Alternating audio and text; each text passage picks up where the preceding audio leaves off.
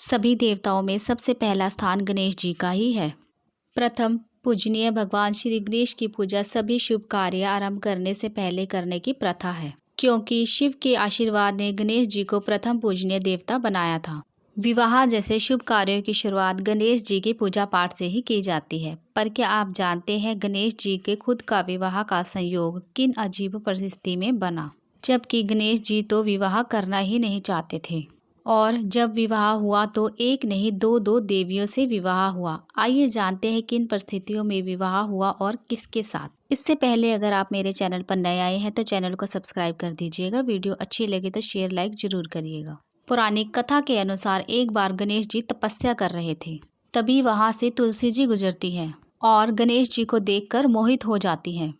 तुलसी जी ने गणेश जी से विवाह करने का प्रस्ताव रखा, लेकिन गणेश जी ने विवाह करने से इनकार कर दिया।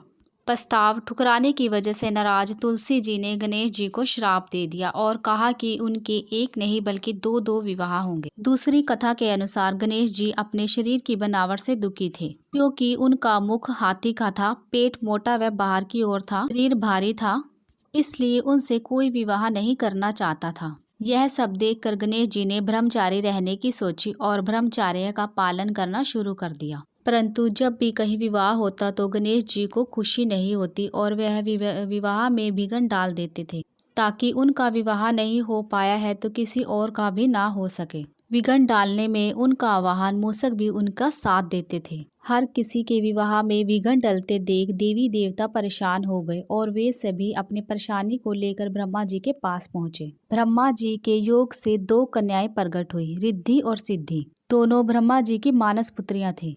ब्रह्मा जी दोनों पुत्रियों के साथ गणेश जी के पास पहुँचे और उन्हें शिक्षा देने को कहा। जब भी गणेश जी के पास किसी की शादी की सूचना आती तब रिद्धि और सिद्धि उनका ध्यान भटका देती। इस तरह धीरे धीरे सभी विवाह होने लगे। गणेश जी को जब पता चला कि सभी के विवाह संपन्न हो रहे हैं तो वो और क्रोधित हो गए। तब ब्रह्मा जी ने गणेश जी को रिद्धि सिद्धि से विवाह करने को कहा। गणेश जी ने प्रस्ताव स्वीकार करते हुए धूमधाम से विवाह कर लिया और इस प्रकार गणेश जी का रिद्धि सिद्धि से विवाह संपन्न